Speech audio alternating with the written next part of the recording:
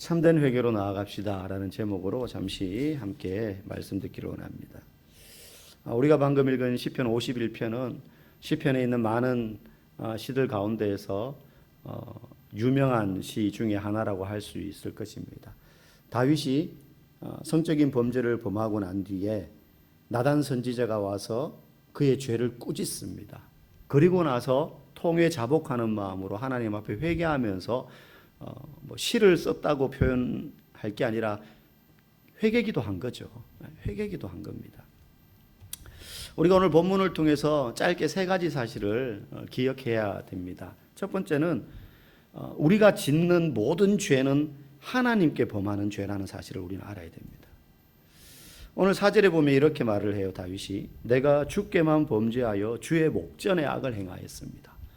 사실 다윗은 신성모독을 했다든가 드려야 될 제사를 제대로 안 드렸다든가 우리로 말하면 예배를 빠졌다든가 아니면 주일 성수를 어겼다든가 성도에게 사기를 쳤다든가 이런 게 아니에요. 그냥 성적인 범죄를 범한 거예요. 그런데 어떻게 고백합니까? 내가 주께 범죄했다는 거죠. 주의 목전에서 악을 행했다는 거예요. 하나님이 보시는 눈앞에서 내가 악을 행했다는 것입니다. 이게 지금 왜 이런 고백을 하는 겁니까? 다윗의 마음 가운데 지금 깊은 자책이 있거든요. 그런데 자책하면서 하는 고백이 이런 고백이에요. 예를 들면 저희 애가 마트에 가서 과자가 너무 먹고 싶어서 과자를 훔쳤어요. 예를 들면입니다. 진짜 그럴 리는 없겠죠. 그래서 이제 가게 주인한테 들켜가지고 주인이 애를 데리고 저한테 찾아왔어요. 그럼 뭐라 그러면 막 물어내라 그러겠죠. 그러면 제가 아니 얘가 훔쳤지 내가 훔쳤어요? 왜 저한테 그러세요? 라고 한다면 저는 얘 아빠일 수 있습니까? 옆집 아저씨처럼 대하는 거잖아요. 그죠? 그러면 아빠가 아닌 거죠. 부모가 아닌 거죠. 정상적인 반응은 어때요? 잘못했습니다. 잘못했습니다. 막 때리면서 죄송하다고 그래. 그러고 막 애도 혼내고 마치 내가 훔치다가 걸린 것처럼 막 용서를 구하지 않겠어요. 물건값을 변상하는 것은 물론이고 자녀가 밖에 나가서 잘못을 하더라도 부모는 자기 책임처럼 느껴요. 자기 탓이라고 느껴요. 그죠? 부모에게는 그런 책임이 있다는 거죠. 자녀가 잘못했는데 부모가 용서를 구해요. 자녀가 죄를 지었는데 부모가 죄를 지은 듯한 거예요. 그처럼 하나님은요, 자신의 자녀들인 성도들이 거룩하고 정결하게 살기를 원하는데 만약에 범죄를 해요. 그러면 그 범죄가 타인을 향해서 해를 끼치는 범죄라 할지라도 그 죄는 궁극적으로 하나님 입장에서 볼 때는 자녀인 우리가 죄를 범한 것이기 때문에 그 죄는 누구를 향하여서 짓는 것과 마찬가지예요? 하나님을 향하여 짓는 것과 마찬가지예요. 예수님이 우리를 대신해서 십자가를 지신 이유가 바로 그것 때문이에요. 우리가 우리의 죄로 십자가를 져야 되는데 그거는 너네 죄니까 너네가 져. 그리고는 예수님이 십자가를 안 지시고 우리를 구원하실 수 있는데도 그렇게 하시지 않고 그 죄의 대가인 십자가를 예수님이 다 떠안으셔서 예수님의 죄가 되게 되었기 때문에 십자가를 지신 거거든요. 하나님이 그렇게 하신 거예요. 저 인간들의 죄가 너의 죄다. 그러니 쟤들이 십자가에 못 박힐 것이 아니라 네가 못 박혀라. 내게 죄를 범했다는 거죠. 네가 죄인이라는 거죠. 우리가 범죄했는데 누구에게 죄를 짓게 만드는 거예요? 하나님 앞에 죄를 짓는 거예요. 이 원리를 우리가 분명히 알아야지 우리가 누군가에게 죄를 지을 때 남이 안 본다고 해서 혼자 마음으로 짓는 죄라고 해서 죄가 아니게 되는 거예요. 나만 모른 채 하고 지나가면 되는 것이 아니라는 것을 깨닫게 되는 거예요. 우리가 짓는 모든 죄는 하나님께 범죄하는 것이라는 거죠. 다윗은 지금 밧세바를 아내로 취하는 과정에서 계획적으로 그 남편 우리아를 죽였어요. 그 전에 이미 밧세바를 성적으로 범했어요. 그리고 이걸 싹 포장해가지고 나만 입 다물고 있으면 아무도 모르는, 발설만 하지 않으면 그 누구도 모르는 죄라고 은밀하게 여기고 있었던 거죠. 그런데 나단 선지자가 와서 꾸짖지 않았습니까? 그건 네 죄니까 네가 알아서 해가 아니었던 거예요. 우리아가 살아 있었다면 당연히 우리아에게도 용서를 구했어야 하겠지만 지금은 그럴 수 있는 상황은 아니죠. 그러니 하나님 앞에 회개하는 겁니다. 자신의 범죄가 하나님께 범한 죄라는 사실을 고백하는 거죠. 그리고 왜 하나님께 또 그렇게 고백합니까? 이 죄를 사하는 권세도 하나님께 있기 때문에 하나님께 용서를 구하는 거예요. 4절 나머지 말씀을 보시면 이렇습니다. 주께서 말씀하실 때 의로우시다 하고 주께서 심판하실 때 순전하시다 하리다. 주님이 나를 의롭게 하시고 주님이 나를 순전하게 하실 수 있다는 거예요. 여러분, 우리가 서로 간에 다툼이 생기고 분쟁이 생겼을 때 재판정에 갑니다. 그럼 내가 피고가 되었어요. 누구에게 선처를 구해야 됩니까? 이 사람과의 관계에서 생긴 문제이기 때문에 내가 피해를 준 그 사람에게 선처를 구하고 용서를 빌어야 되지만 법적 책임을 지거나 면제해 주는 권세는 누구에게 있어요? 판사에게 있어요. 그래서 판사에게 우리의 죄를 고하고 선처를 바라는 것 아니겠어요? 그처럼 하나님께 우리의 죄를 살 권세가 있으시기 때문에 우리가 어떤 죄를 짓든지 하나님께 우리의 죄를 고백해야 된다는 거예요. 그래서 첫 번째 기억할 건 모든 죄는 하나님께 범하는 죄다. 두 번째, 오늘 본문을 통해서 우리가 기억할 건 참된 회개는요, 자신의 죄성을 철저히 인정하는 거예요. 우리가 죄인이라는 사실을 인정하는데 굉장히 그 인정하는 깊이가 깊어야 돼요. 영국의 유명한 설교자였던 찰스 스펄전 목사님께서 이런 말씀을 하신 적이 있어요. 우리가 어떤 때에 생각하기를 나는 죄인이다, 나는 참 나쁘다, 나는 악하다고 느껴질 때가 있습니다. 그러나 기억하십시오. 당신은 당신이 스스로를 악하다고 느끼는 것보다 훨씬 더 악하다는 사실을. 나 같은 놈은 진짜 하나님 앞에서 죄인이야 라고 생각하면서 나의 죄성을 인정하는 것 같지만 내가 느끼는 것보다 우리는 더 악한 인간이라는 거예요. 잘못을 고백하는 정도로 깨끗해질 수 있는 그 정도로 우리의 죄의 농도가 묽지 않다는 거예요. 우리는 우리가 생각하는 것보다 더 심각한 죄인이라는 사실을 우리는 기억해야 됩니다. 오늘 5절 말씀에 다윗이 이 깨달음 가운데 회개하면서 뭐라고 이야기합니까? 우리 화면을 보시고 읽어봅시다. 내가 죄악 중에서 출생하였으며 어머니가 죄 중에서 나를 잉태하였나이다. 지금 다윗은 그 범죄 때문에 선지자가 와서 꾸짖어서 지금 그 죄에 대해 회개하는데 어디까지 갑니까? 하나님, 내가 지금 얼마 전에 여차저차해서 바세바를 범하는 성적인 죄를 지었으니 용서해 주세요가 아니라 내가 어머니 태중에서부터 죄인이었다는 거예요. 내가 죄악 중에 출생했다는 거예요. 태어날 때부터 나는 죄인이었다는 거예요. 아니, 그 이전부터 어머니가 죄 중에서 나를 잉태했다는 거예요. 여러분, 어설픈 죄책감은요, 깊이 없는 회개만 반복하게 만들어요. 어설픈 죄책감은 깊이 없는 회개만 반복하게 만듭니다. 그리고 깊이 없는 회개는요, 죄의식 없이 반복적으로 죄를 짓게 만들어요. 이게 악순환입니다. 어설픈 죄책감. 내가 죄를 지었어. 하나님 앞에 회개해야지. 이 정도로 안 된다는 거예요.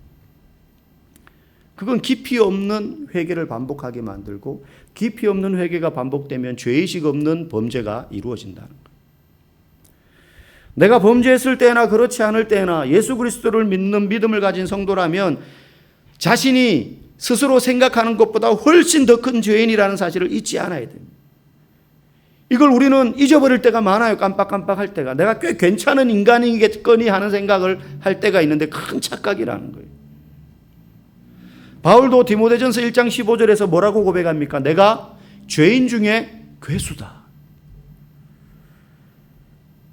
내가 죄인 중에 괴수였다가 아닙니다. 여러분, 디모데전서는요, 바울이 쓴 13권의 서신서 가운데 제일 마지막에 쓴 서신이에요. 그러니까 바울이 이미 대사도의 반열에 오른다. 모든 초대교회 교인들이 바울 사도를 굉장히 대단한 사도로 인정할 때예요. 순교를 얼마 남겨두지 않은 시기에 쓰여진 서신서예요. 그런데 바울은 자신의 과거 모습을 회상하면서 내가 그때 참 죄 짓고 진짜 엉망진창으로 살았어. 그때 내가 죄인의 괴수였지 라고 말하는 게 아니라 대사도의 반열에 오른 그때 고백하기를 내가 지금도 죄인의 괴수라는 거예요. 지금 죄인 중에 우두머리라는 거죠. 오늘 본문 16절과 17절에도 다윗은 이렇게 고백해요. 우리 같이 한번 읽어볼까요? 주께서는 제사를 기뻐하지 아니하시나니 그렇지 아니하면 내가 드렸을 것이라. 주는 번제를 기뻐하지 아니하시나이다. 하나님께서 구하시는 제사는 상한 심령이라. 하나님이여 상하고 통회하는 마음을 주께서 멸시하지 아니하시리이다. 범죄한 성도에게 하나님이 원하시는 것은 제사가 아니라 상한 심령이다라고 말합니다. 상한 심령이다. 여기서 상한 심령이 뭐예요? 상한 심령이란 말의 뜻은 마음이 아프다 이런 정도가 아니에요. 이건 더 깊고 무거운 의미가 있는 단어예요. 이 상한 심령이라는 말은 내가 지금 죄를 지어서 마음이 힘든데 그저 죄책감 때문에 마음이 힘들다는 정도가 아니라 이 죄를 나 스스로 해결할 수 없는 나는 전적으로 무능력한 자임을 가슴 깊이 느끼고 있기 때문에 상한 마음이에요.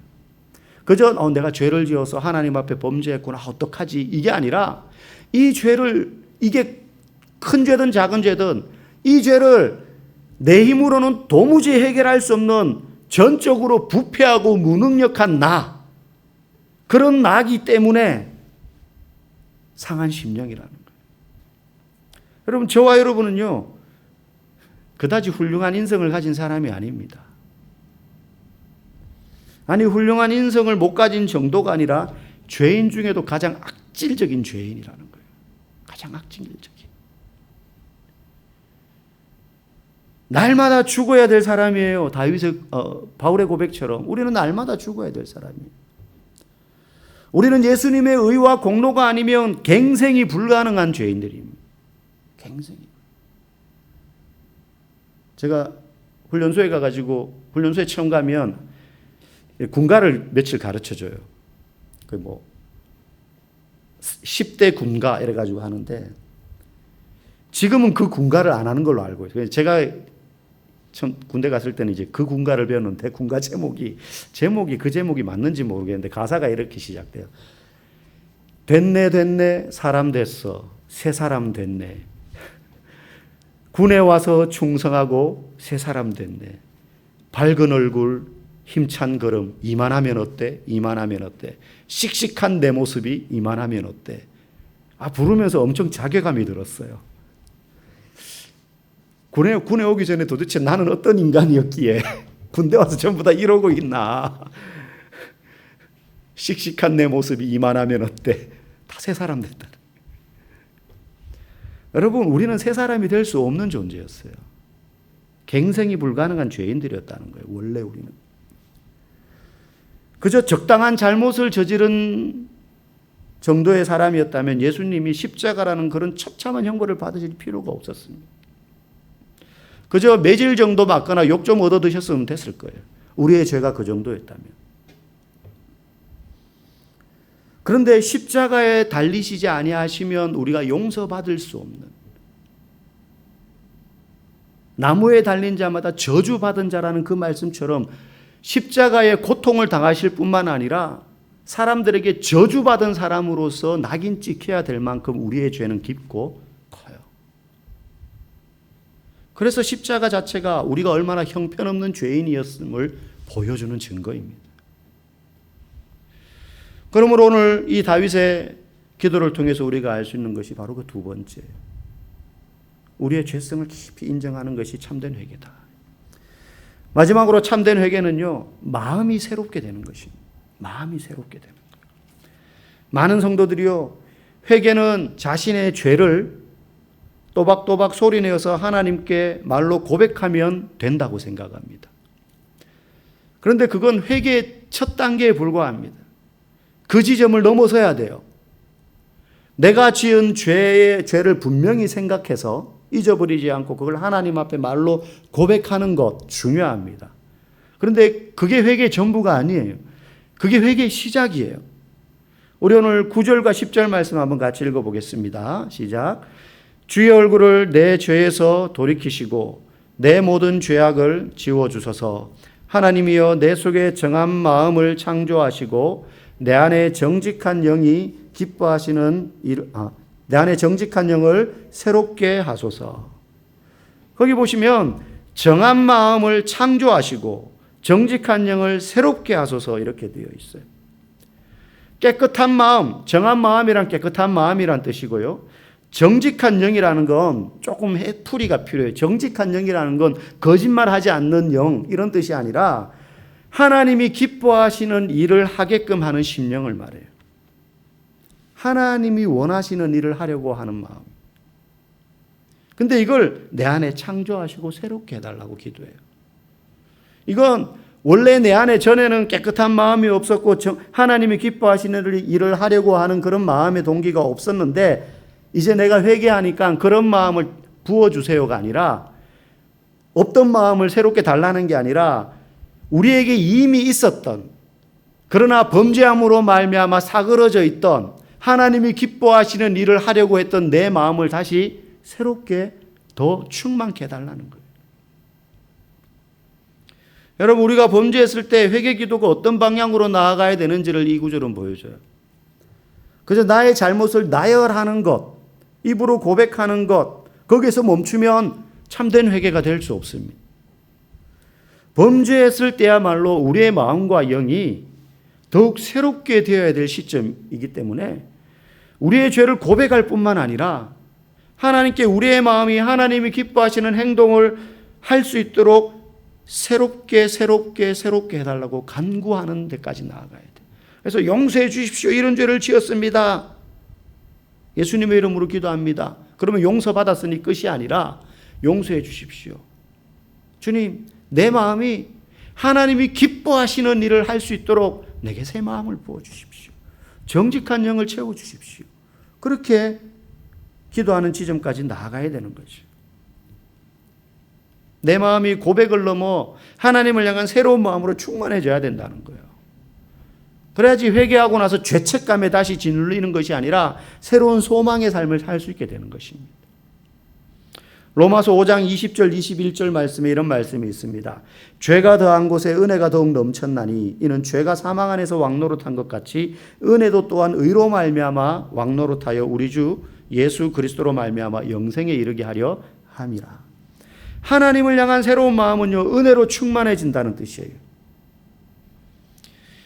우리의 마음이 은혜로 충만해지면 하나님이 내가 어떻게 하기를 기뻐하실까? 하나님이 기뻐하시는 것은 어떤 삶일까를 고민하거든요. 그런데 은혜가 없으면 바닥 끓는 소리가 나면 하나님이 기뻐하시는 행동을 하려 하기보다 그 순간 메마른 나의 심령 가운데 내 즐거움과 쾌락을 채우기 위하여 무슨 일을 할까를 생각해요. 그래서 참된 회개의 기도는 하나님이 기뻐하시는 일을 할 수 있도록 내 안에 새로운 영, 정직한 영이 충만해지도록 간구하는 자리까지 나아가야 된다는 거죠. 그 은혜가 내 안에서 충만해져서 왕노릇하게 되는 것입니다. 은혜가 내 안에 왕노릇하게 되는 것입니다. 은혜가 내 삶을 이끌어가도록 한다는 것입니다. 그렇기 때문에 우리는 회개할 때 죄를 고백하는 것 플러스 하나님의 은혜가 내 안에 충만해지기를 간구해야 돼요. 그렇지 않으면 계속해서 똑같은 반복적인 제목으로 또 회개하고 또 회개할 수밖에 없어요. 왜? 회개가 마무리가 안 되니까 다음 단계로 넘어가지를 못하는 거예요. 말씀을 요약합니다. 첫 번째, 우리는 모든 짓는 죄가 하나님 앞에 짓는 죄다. 이걸 기억하라. 그러므로 우리는 두려워해야 돼요. 그저 이 사람에게, 나 자신에게 죄를 짓는 게 아니라 이 죄가 하나님 앞에 짓는 죄다. 다윗은 은밀하게 자기만 모르고 입 다물고 있으면 아무도 모를 거라고 생각했지만 하나님 그걸 보고 계셨으니 두려워해야 되는 거죠. 두 번째, 우리의 참혹한 죄성을 항상 기억하라. 우리는 우리가 죄인이라고 생각하는 것 이상으로 우리는 죄인 중에 악질 죄인이다. 괴수다. 마지막으로 회개할 때 우리의 마음이 새롭게 되는 데까지 간구하며 나아가야 된다. 입술로 우리의 죄를 고백하는 것을 넘어 하나님의 은혜로 충만케 되기를 기도하심으로 참된 회개의 자리로 나아가시고 날마다 그래서 주님의 은혜로 겸손해지고 충만해질 수 있기를 간절히 축복합니다.